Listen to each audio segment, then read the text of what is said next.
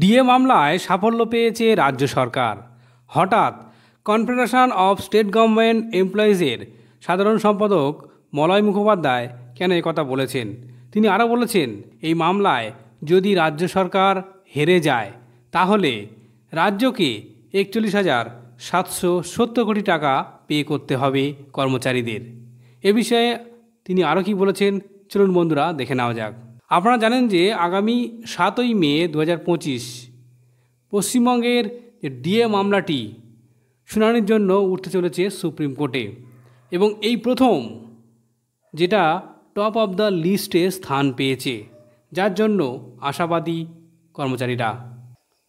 এ বিষয়ে রাজ্য সরকারি কর্মচারী সংগঠনের কনফেডারেশন অফ স্টেট গভর্নমেন্ট এমপ্লয়িজের সাধারণ সম্পাদক মলয় মুখোপাধ্যায় রাজ্য সরকারকে তোপ দেখে বলেন, রাজ্য সরকার চেষ্টা করে আসছে যাতে ডিএ মামলা দীর্ঘ থেকে দীর্ঘতর হয়।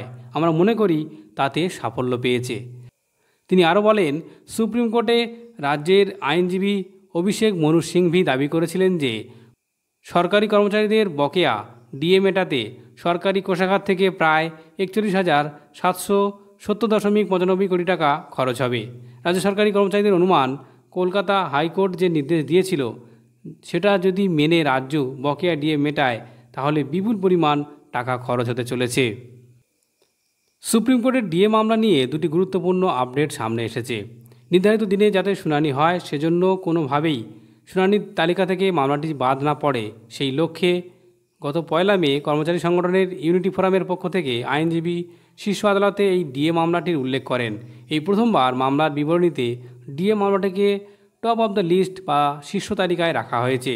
7 তারিখে ডিএ মামলাটি বিচারপতি বিক্রম নাথ, বিচারপতি সঞ্জয় করল এবং বিচারপতি সন্দীপ মেহতার বেঞ্চে শুনানির জন্য উঠতে চলেছে। প্রসঙ্গত 2022 সালের 28শে নভেম্বর রাজ্য সরকারি কর্মচারীদের ডিএ মামলা প্রথমবার সুপ্রিম কোর্টে উঠেছিল।